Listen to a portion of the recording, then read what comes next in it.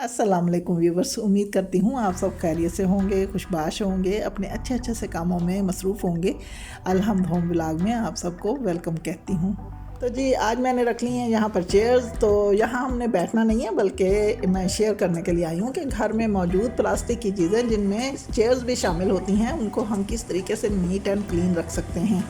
तो ये हैं जी वो तमाम चीज़ें जिनसे मैंने क्लीनिंग करनी है प्लास्टिक की चेयर्स की। तो चलिए जी अपने टॉपिक की तरफ डायरेक्ट चलती हूँ।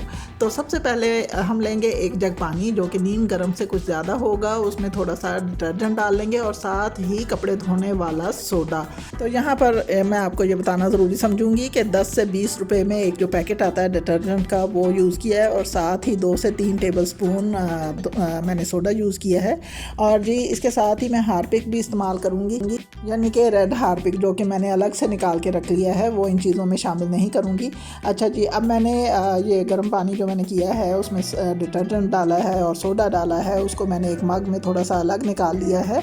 और सबसे पहले मैं इसमें स्पंज जो है वो डिप कर करके पूरी चेयर के ऊपर ये वाला लिक्विड जो है वो अप्लाई करूँगी। इनसे मैंने रब नहीं करना बल्कि सिर्फ और सिर्फ लिक्विड लगाना है। और रब करना है जी मैंने ब्रश मेरे पास दो तरह के, एक हार्ड है एक सॉफ्ट है। तो जहाँ कहीं बहुत ज़्यादा सख्त दाग होते हैं, ख़ास तौर पर चेयर्स की नीचे वाले जो पाँव होते हैं, तो उस पर बहुत ज़्यादा सख्त दाग धब्बे होते हैं क्योंकि वो हर वक्त इस्तेमाल होती हैं, घसीटी जाती हैं, इधर से उधर रखी जाती हैं। और जितनी ज़्यादा डिज़ाइनिंग होती है चेयर्स में उतनी ही ज़्यादा उसकी क्लीनिंग भी ज़रूरी होती है।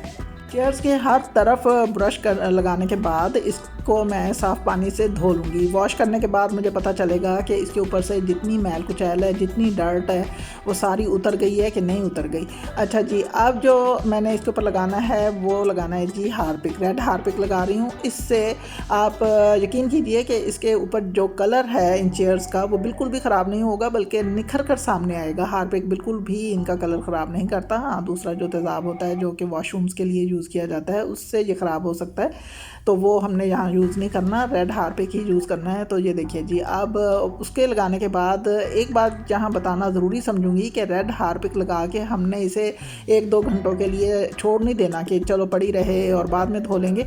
जैसे ही हम इसके ऊपर लगाएंगे साथ ही इसे किसी भी ब्रश के साथ रब करेंगे और फ़ौरन ही उसको पानी के साथ वॉश भी कर देंगे।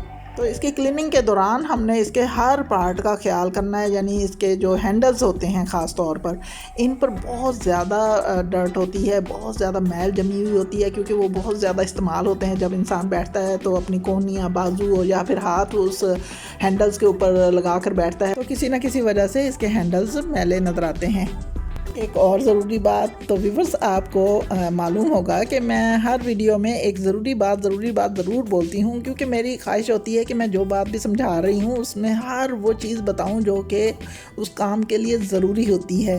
तो जी जब हम इसको वॉश करेंगे, इसके ऊपर से ये लिक्विड उतारेंगे, तो हमने साथ साथ स्पंज ज़रूर इस्तेमाल करना है क्योंकि अगर हम ऐसा नहीं करेंगे तो डिटर्जेंट के ड्राई जो उसके निशानात होते हैं वो बाद में नज़र आएंगे, वो बुरे लगेंगे।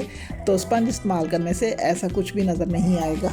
जी अब है ये एक और तरीका। तो मैंने लिया है जी हार्पिक और हार्पिक में डाल दिया थोड़ा सा सर्फ, और ये है जी, इसे कहते हैं फट्टी, पीढ़ी या चौकी, जो भी कह लें, हर एक की अपनी लैंग्वेज होती है।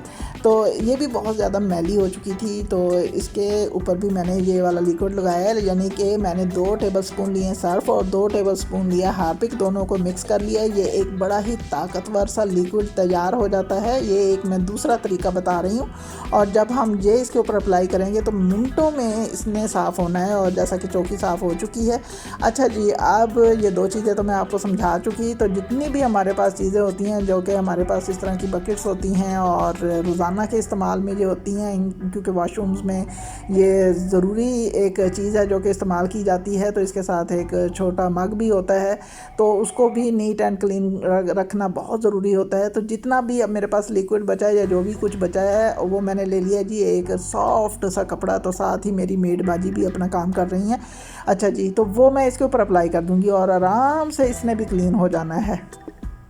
बताने का मकसद ये है कि जो चीज़ बच जाए तो उसे हमने ज़ाया नहीं करना। हमारे पास बहुत सी ऐसी चीज़ें होती हैं जो कि क्लीन होने वाली होती हैं, तो उनका फ़ायदा उठाना चाहिए। और ये देखिए जी, अब मैंने ये इस बकेट के ऊपर लगा दिया और बड़े आराम से ये भी नीट एंड क्लीन हो जाएगी। प्लास्टिक की जितनी भी चीज़ें हैं अगर इस तरीके से साफ़ की जाएँ तो बिल्कुल ऐसी लगती हैं जैसे हमने आज ही ला के घर में रखी हों। व्यूअर्स, प्लास्टिक एक ऐसी चीज़ है जो कि ना भी इस्तेमाल हो और पड़ी रहे तो उस पर खुद ब खुद ही एक चिकनाई टाइप की मैल सी जम जाती है।